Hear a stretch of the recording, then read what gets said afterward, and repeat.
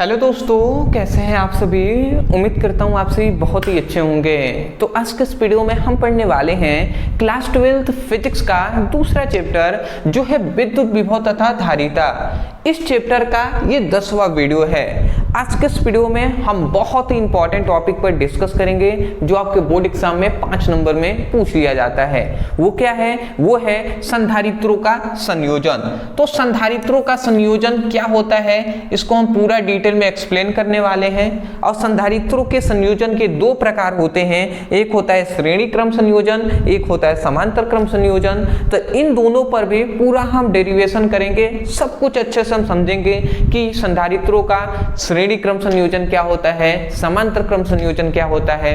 आपको तो ये बात पहले से ही पता है कि ये जो टॉपिक है ये आपके बोर्ड एग्जाम में 5 नंबर में पूछ लिए जाते हैं, इंपॉर्टेंट है ये।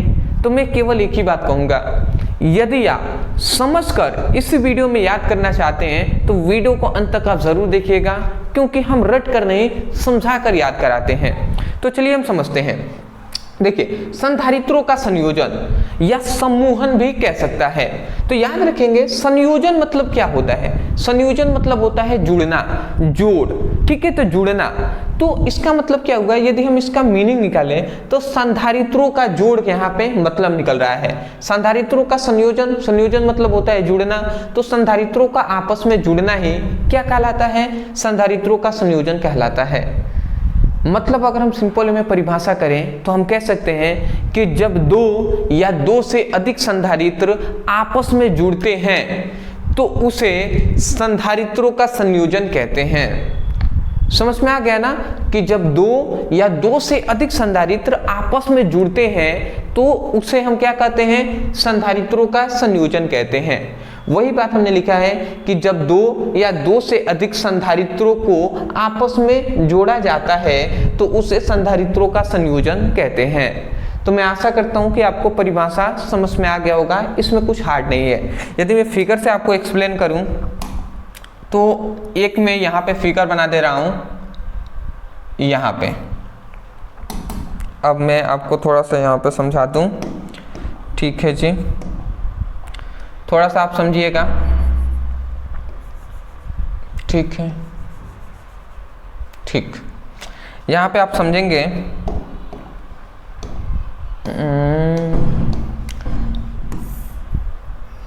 ये हमने एक क्या ले लिया? एक समांतर। ये हमने एक संधारित्र यहाँ पे ले लिया, एक संधारित्र यहाँ पे हमने ले लिया।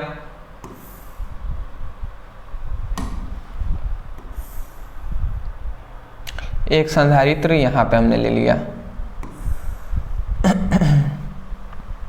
ठीक है जी। यहाँ पे देखेंगे तो हमने 3 संधारित्रों को आपस में जोड़ा है। ये कौन कौन सा है? ये संधारित्र C1 है, ये C2 है, ये C3 है। तो देखिए यहाँ पे 3 संधारित्र आपस में जुड़े हुए हैं, देख रहे हैं ना, जुड़े हुए हैं आपस में। तो हमने यही ना कहा कि जब 2 या 2 से अधिक संधारित्र आपस में जुड़ते हैं या जोड़ा जाता है तो उसे ही हम संधारित्रों का संयोजन कहते हैं या संधारित्रों का समूहन कहते हैं। बात समझ में आ गया होगा। परिभाषा लिखकर ये चाहे तो आप फिगर बना सकते हैं, और भी फिगर होता है, बट अभी फिलहाल आप एक ही फिगर बना लें, काफी है। उसके बाद आता है कि संधारित्रों के संयोजन के प्रकार। तो ये बात आपको पहले से पता होनी चाहिए कि संधारित्रों के संयोजन के कितने प्रकार होते हैं? 2 प्रकार होते हैं। एक होता है श्रेणी क्रम संयोजन, ठीक है, और एक होता है समांतर क्रम संयोजन, ठीक है। एक होता है श्रेणी क्रम संयोजन, एक होता है समांतर क्रम संयोजन। अब श्रेणी क्रम संयोजन किसे कहते हैं इस पर हम आते हैं। यही दोनों इंपॉर्टेंट है, श्रेणी क्रम और समांतर क्रम संयोजन। इसको हम समझते हैं। देखिए यहाँ पे हम लिख दिया है श्रेणी क्रम संयोजन। अब देखिए श्रेणी क्रम संयोजन किसे कहते हैं, इसको समझने के लिए आप केवल एक बात याद रखेंगे कि जो श्रेणी क्रम संयोजन होता है उसमें आवेश का मान नियत होता है। नियत मतलब प्रत्येक संधारित्र पर आवेश का मान समान होगा। मतलब यहाँ पे हम कहें तो यहाँ पे एक ही बात आपको विशेषकर याद रखना है कि यहाँ पे कि यहाँ पे आपको एक ही बात विशेषकर याद रखना है, क्या कि संधारित्र श्रेणी क्रम संयोजन में जो विभव का मान होता है, जो आवेश का मान होता है, कैसे लिखा रहा है भैया, आवेश का जो मान होता है वो नियत होता है। नियत मतलब एक समान होता है, कभी भी बदलता नहीं है। तो आप समझ गए, श्रेणी क्रम संयोजन में आवेश का मान नियत होता है।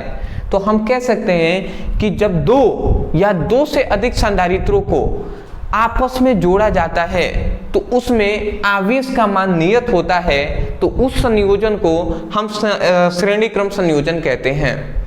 देखिए, अगर आप समझे हुए हैं तो परिभाषा आप बहुत तरीके से एक्सप्लेन कर सकते हैं, बट यदि आप नहीं समझे हुए हैं तो परिभाषा आपको रटना पड़ेगा। तो मेरा ये लक्ष्य है आप समझ कर याद करें। यदि आप समझ जाएंगे किसी प्रकार परिभाषा बोल देंगे। तो समझिएगा, यहाँ पे अगर श्रेणी क्रम संयोजन का मैं फिगर बनाऊं, उसके बाद अभी मैं एग्जांपल आपको परिभाषा भी बताऊंगा, ठीक है ना, इससे आप कंफ्यूज नहीं रहेंगे। परिभाषा भी हमने बताया नहीं है, याद हम परिभाषा को कराएंगे, ठीक है ना, परिभाषा हम याद आपको कराएंगे, आप निश्चिंत रहेंगे। 2 और 3 अभी मैं परिभाषा आपको याद करा देता हूँ, ठीक है। यहाँ पे हमने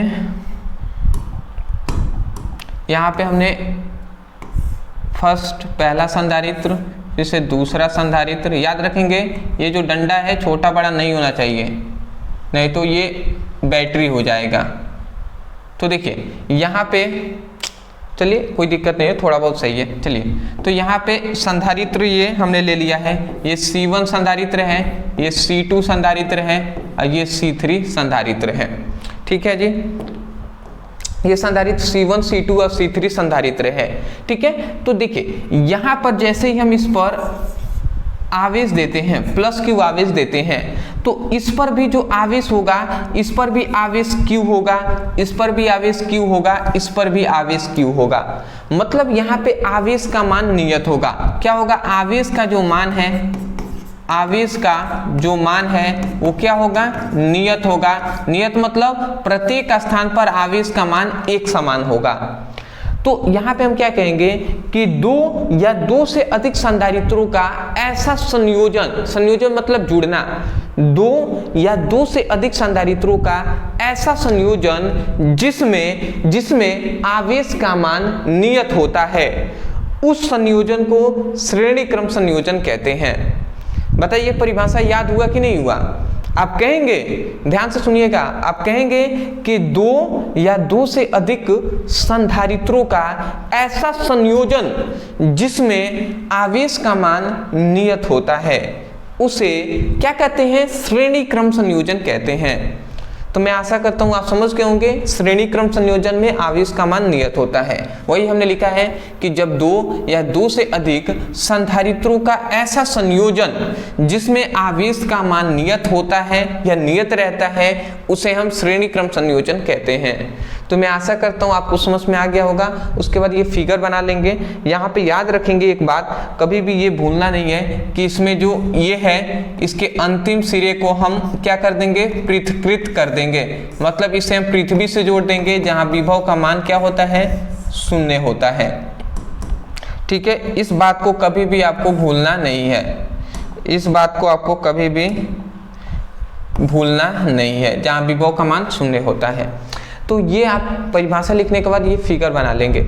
याद रखेंगे जैसे ही हमने आवेश दिया तो इस पर विभव इस पर विभव जो है वो V1 हो गया, इस पर विभव V2 हो गया और इस पर विभव V3 हो गया। ठीक है, तो अब हम इसकी गणना स्टार्ट कर रहे हैं, समझिएगा। सबसे पहली बात तो आप यहाँ पे ये लिख लेंगे, सबसे पहली बात तो आप यहाँ पे ये लिखेंगे कि माना कि संधारित्र, माना तीन संधारित्र C1, C2 और C3 हैं, जिसका विभव V1, V2 व V3 है। इतनी बात आप लिखेंगे। तो मैं यहाँ पे सबसे पहले आप लिखेंगे कि माना तीन संधारित्र क्रमशः C1, C2 व C3 है,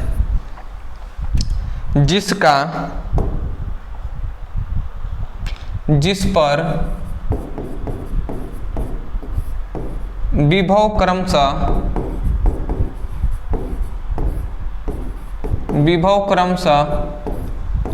V1, V2 व V3 है। इतनी बात समझ गए कि माना तीन संधारित्र क्रमशः C1, C2, C3 है, जिस पर विभव क्रमशः V1, V2 और V3 है। इतनी बात आप लिख देंगे। तो अब हम यहाँ से गणना स्टार्ट करेंगे। सबसे पहले आपका लक्ष्य होना चाहिए कि ये जो संधारित्र दिखाई दे रहा है इसमें कुल विभव कितना है। तो हम लिखेंगे संधारित्र पर उपस्थित कुल विभव, संधारित्र पर उपस्थित कुल विभव, संधारित्र पर उपस्थित कुल विभव की हम गणना कर रहे हैं। तो कुल विभव V से हम प्रदर्शित कर देते हैं। अब V = V1 प्लस V2 और प्लस V3 हम कर देंगे। यही ना करेंगे जी, बताइए ऐसा हम करेंगे कि नहीं। जब ये तीन विभव हैं, जब इन तीनों विभवों को हम आपस में जोड़ देंगे तो यहाँ पे हमें कुल विभव निकल जाएगा। तो हमें पता चल गया संधारित्रों पर जो कुल विभव है, उपस्थित कुल विभव V = V1 plus V2 plus V3 होगा। उसके बाद अब हम आगे बढ़ेंगे तो फिर से हम लिखेंगे हम जानते हैं धारिता, हम जानते हैं धारिता C = क्या होता है, C = Q/V होता है। ये बात हम फॉर्मूले से C = Q/V होता है, ये हम जानते हैं। यहाँ से केवल हम V का मान निकालें तो V इधर भाग में है, इधर आएगा तो गुणा कराएगा। तो अगर हम केवल V का मान निकालें तो V = Q/C हो जाएगा। बताइए हो जाएगा कि नहीं, हो जाएगा ना। ये इधर भाग में, इधर आएगा तो गुणा कराएगा। जब इसमें C में गुणा कराएगा तो C वाला गुणा में हो जाएगा, इधर आएगा तो भाग करा देगा। बात समझ रहे हैं। तो V = Q/C हमें मिल गया। तो अगर V = Q/ हमें C मिला तो इसको हम समीकरण फर्स्ट मानते हैं और इसको समीकरण सेकेंड मानेंगे, ठीक है ना। अब इसकी सहायता से अब आप ध्यान से समझेंगे, ये ज़्यादा हार्ड नहीं है। देखिए सबसे पहले V का मान V = Q/C, हमें V का मान मिल गया V = Q/C। इसी प्रकार इस फॉर्मूले की सहायता से V1, V2 और V3 का मान निकाल सकते हैं, बिल्कुल निकाल सकते हैं। तो इसी प्रकार हम लिख देंगे, इसी प्रकार V1 का जो मान होगा, देखिए इसी प्रकार V1 का जो मान होगा वो Q/C1 हो जाएगा, Q/C1। क्यों ऐसा हुआ, ध्यान से समझेंगे। V के लिए हम जानते हैं आवेश का मान तो Q है, तो Q हमने लिख दिया।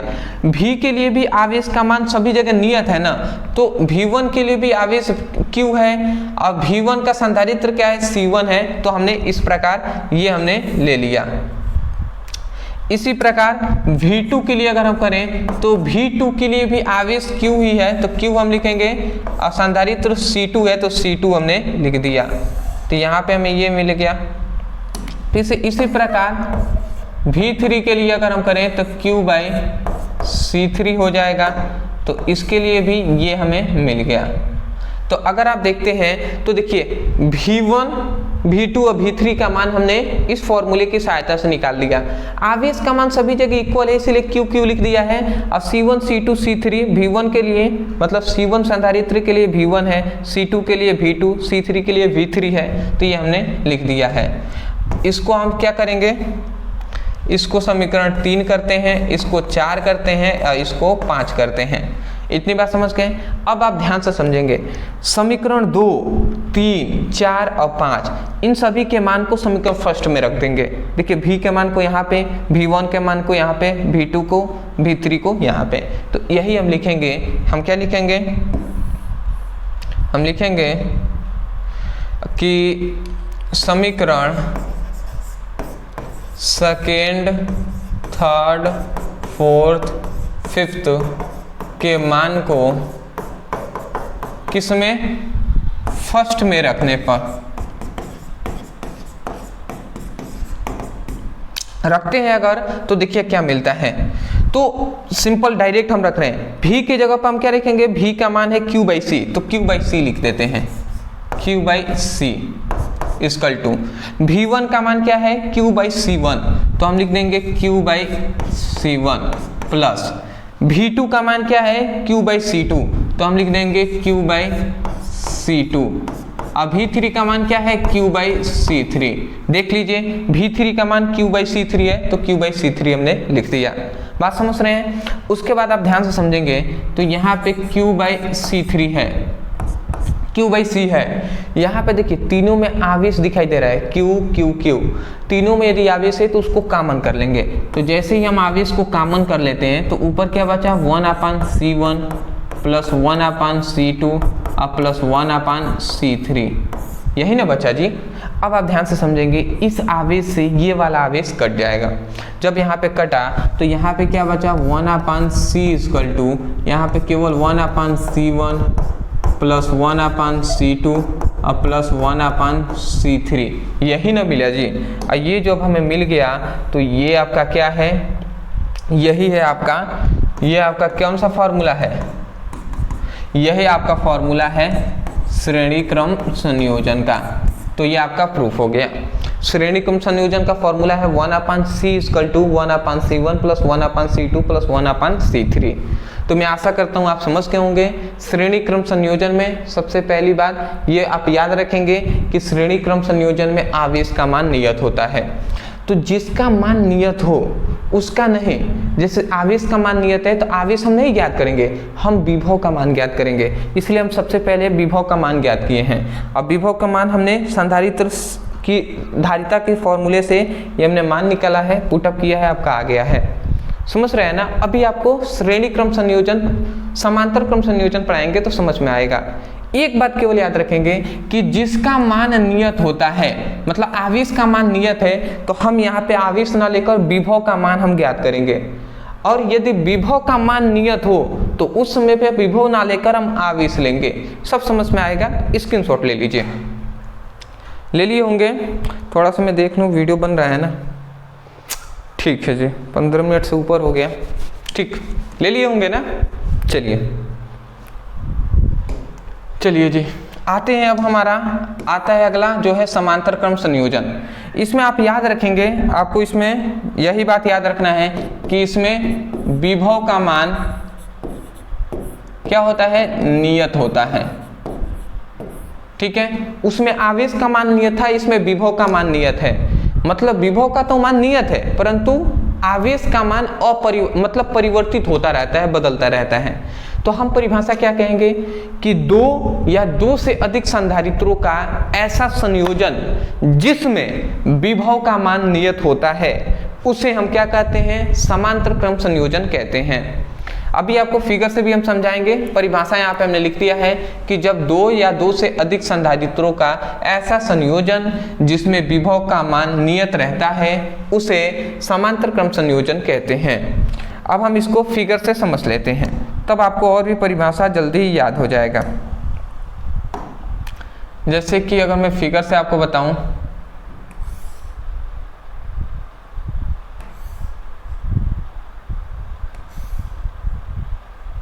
ठीक, यहाँ पे अगर मैं फिगर से आपको बताऊं,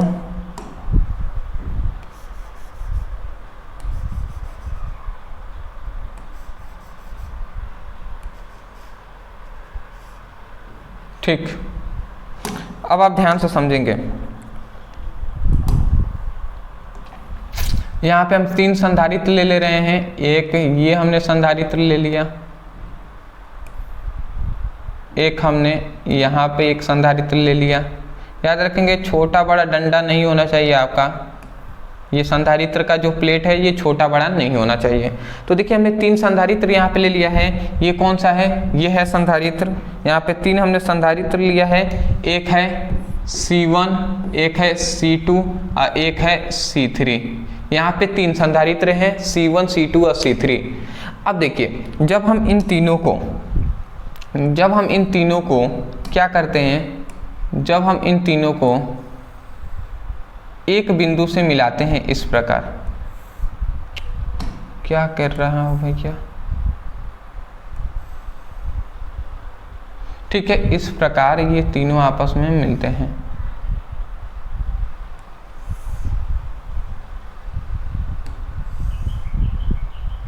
ठीक, देखिए जब ये तीन संधारित्र C1, C2 और C3 को ले लिया, इसको क्या करते हैं, यहाँ से हम क्या करते हैं, यहाँ से एक चालक तार जोड़कर इस पे हम प्लस क्यू आवेश देते हैं। तो जैसे ही हम प्लस क्यू आवेश देते हैं, यहाँ पे हम इसको पृथकृत कर देते हैं, मतलब पृथ्वी से जोड़ देते हैं, जहाँ पर विभव का मान क्या होता है, 0 होता है। तो ये बात आपको पता है। तो देखिए अब हम क्या करते हैं, जैसे हमने इस पर आवेश दिया तो देखिए यहाँ तक तो आवेश एक समान जाएगा, यहाँ तक तो आवेश क्या जाएगा, यहाँ तक तो आवेश क्या हो रहा है भैया, यहाँ तक तो आवेश क्या जाएगा, क्यू जाएगा। बट यहाँ से तीन रास्ते हो गए, एक इधर एक इधर एक इधर, एक C1 की ओर, एक C2, एक C3 की ओर। तो C1 की ओर जो जाएगा उसे हम Q1 आवेश मान लेते हैं, C2 की ओर जाएगा उसे Q2 आवेश मान लेते हैं, और C3 की ओर जाएगा उसे हम Q3 आवेश मान ले रहे हैं। बट यहाँ पे याद रखेंगे जो विभव का मान नियत होता है, मतलब इस पर C1 पर भी विभव भी होगा, C2 पर भी विभव भी होगा, और C3 पर भी विभव भी होगा। तो इतनी ही फिगर आपको याद करना है, मतलब विभव सभी में नियत है। तो हम यही कह रहे थे कि दो या दो से अधिक संधारित्रों का ऐसा संयोजन जिसमें विभव का मान नियत रहता है, उसे हम क्या कहते हैं, समांतर क्रम संयोजन कहते हैं। समझ गए ना, परिभाषा लिखकर ये फिगर बना लेंगे। अब यहाँ पे हमारा लिखना स्टार्ट होता है काम। अब यहाँ से हमें सब कुछ लिखना है। तो देखिए हम क्या लिखेंगे, सबसे पहले तो हमें ये लिखना है कि माना तीन संधारित्र C1, C2 और C3 है, जिस पर आवेश Q1, Q2 और Q3 है। तो यही बात हम लिखेंगे कि माना तीन संधारित्र, आप तीन से अधिक भी ले सकते हैं, इससे कोई वो नहीं है, तीन संधारित्र C1, C2 व C3 है, जिस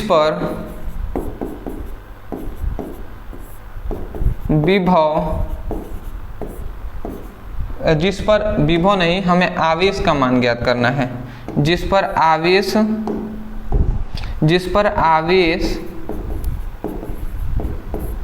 Q1, Q2 व Q3 है। ठीक है, तो इतनी बात लिख लेंगे। माना संधारित्र C1, C2, C3 है, जिस पर आवेश Q1, Q2, Q3 है। तो अब हम क्या करेंगे, अब हम सबसे पहले इस पर देखेंगे कि इस संधारित्रों पर कुल आवेश कितना है। हमने आपसे कहा था पहले कि जिसका मान नियत होगा उसका हम नहीं ज्ञात करेंगे, जो जैसे यहाँ पे आवेश का मान नियत नहीं है, तो इसी का मान हम ज्ञात करेंगे कि इस संधारित्र में आवेश का मान कितना होगा। तो हम यही बात लिखेंगे। तब हम लिखेंगे संधारित्र पर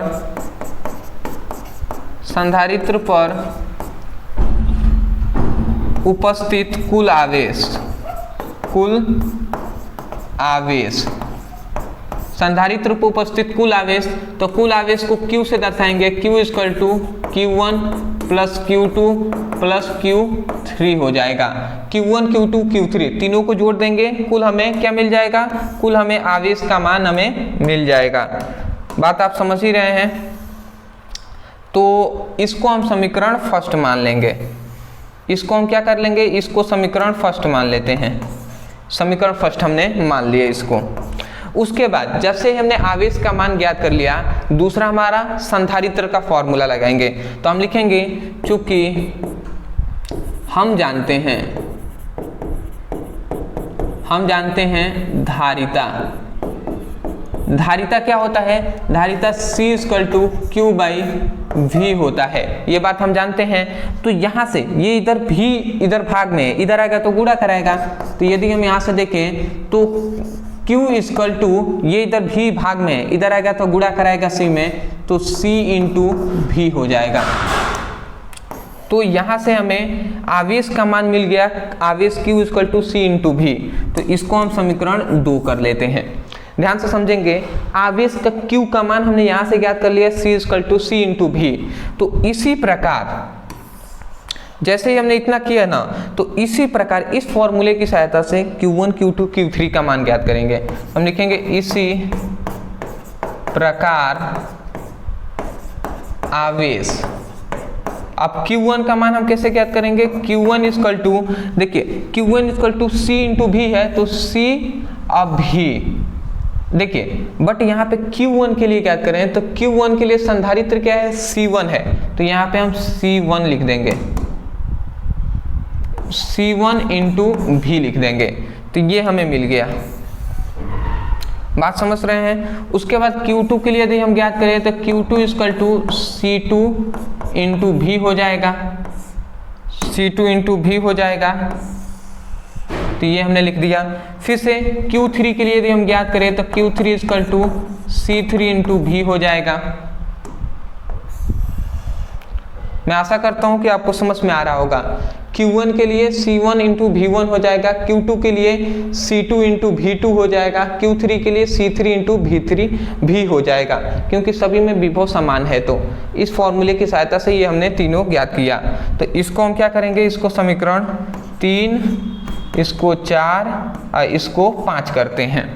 तो अब ध्यान समझेंगे, समीकरण 2, 3, 4, 5 के मान को समीकरण फर्स्ट में रख देंगे, Q के मान को यहाँ पे, Q1 के मान को यहाँ पे, Q2 को, Q3 को। तो यही बात हम लिखेंगे। क्या हम लिखेंगे? हम लिखेंगे कि समीकरण 2, 3, 4, 5 के मान को फर्स्ट में रखने पर, ठीक है, ऐसा आप लिख लेंगे। तो जैसे हम रखते हैं, डायरेक्ट में रख रहा हूँ, Q का मान क्या है? C इंटू भी है, तो हम यहाँ पे लिख देते हैं C इंटू भी, ठीक है। अब यहाँ पे Q1 का मान है C1 इंटू V1, तो C1 इंटू V1 है। फिर से Q2 का मान क्या है? Q2 का मान है C2 इंटू V2, तो C2 इंटू V2, और Q3 का मान है C3 into V3, C3 into V3, यही ना है जी, C2 इंटू V3। अब देखिए, अगर आप ध्यान से सभी में देखते हैं तो देखिए यहाँ पर भी भी है, यहाँ पर भी भी है, यहाँ पर भी है, तीनों में विभव समान है, तो भी को कॉमन कर लेंगे। तो जैसे ही हम कॉमन करते हैं C इंटू भी इक्वल टू, भी को कॉमन करते हैं तो C1 plus C2 plus C3 बचता है इधर। तो अब हम क्या करेंगे, इस भी से ये भी कैंसिल हो जाएगा। जैसे ही कैंसिल हुआ तो C equal to C1 plus C2 plus C3 मिल गया। अब ये C1, C2 और C3 ये जो मिला, यही आपका हो जाएगा समांतर क्रम संयोजन का फॉर्मूला। तो ये हम लिख देंगे यहाँ पे, आपका प्रूव्ड हो गया, ठीक है। तो ये आपका हो गया समांतर क्रम संयोजन का फॉर्मूला। तो मैं आशा करता हूँ कि समांतर क्रम संयोजन का फिगर, परिभाषा और ये जो डेरिवेशन है समझ में आपको आ गया होगा। देखिए थोड़ा सा मेहनत आपको करना होगा, 1-2 बार प्रैक्टिस कीजिएगा, सब समझ में आ जाएगा। बट मैंने अभी कोशिश किया है कि पूरा आपको अच्छे से छोटी छोटी बात आपको बताया गया है, जिससे आपको आसानी से समझ में आ जाए। मैं आपसे केवल एक ही चीज़ कहूँगा कि यदि आपको लगता है कि आपके लिए कुछ मेहनत किया गया है और आपको समझ में आया है, तब जाकर वीडियो को लाइक करके चैनल को सब्सक्राइब कर दीजिएगा, क्योंकि हम आपके लिए इतना मेहनत कर रहे हैं। तो थोड़ा सा आप भी अगर आप चाहें तो सपोर्ट कर सकते हैं ना, ठीक है। आप नहीं करेंगे तो कौन करेगा? तो ठीक है, आप कर दीजिएगा। दूसरी बात यह है कि यदि आप चाहते हैं, अब मैं चाहते क्या है, मैं खुद चाहता हूं कि आप सीक्वेंस वाइज, चैप्टर वाइज सभी इंपॉर्टेंट टॉपिक की पढ़ाई करें, जिससे आप बोर्ड एग्जाम में 85 to 95% स्कोर कर पाएं। तो उसके लिए देखिए, ये इस चैप्टर का 10वां लेक्चर है, मतलब इस चैप्टर का 9th लेक्चर अभी तक आपने नहीं देखा है, या चैप्टर 1 से आप पढ़ना चाहते हैं, डिस्क्रिप्शन बॉक्स में फिजिक्स की, केमिस्ट्री का लिंक आपको दे दिया जाएगा, तो आप उस पर क्लिक करके अपनी पढ़ाई कर सकते हैं। नोट्स के लिए मैं बता दूं कि अक्सर स्टूडेंटों का डाउट है, मैं क्लियर कर देता हूं कि आपके पूरे फिजिक्स के 14 चैप्टरों का नोट्स ओनली 99 रुपये में दिया जा रहा है। यदि आप लेना चाहते हैं, व्हाट्सएप नंबर दिखाई दे रहा है, उस पर मैसेज कर दीजिएगा व्हाट्सएप पर। आपको तुरंत व्हाट्सएप पर पेमेंट करने के बाद आपको व्हाट्सएप पर PDF नोट सेंड कर दिया जाएगा। निश्चिंत रहना है, केवल व्हाट्सएप नंबर है, इस पर मैसेज करना है आपको कि क्लास 12 फिजिक्स केमिस्ट्री का नोट चाहिए। फिजिक्स का भी 99 है, केमिस्ट्री का भी 99 है, तो अगर आप चाहें तो ले सकते हैं। चलिए दोस्तों, आज के लिए इतना ही, मिलते एक नए टॉपिक के साथ, तब तक के लिए धन्यवाद।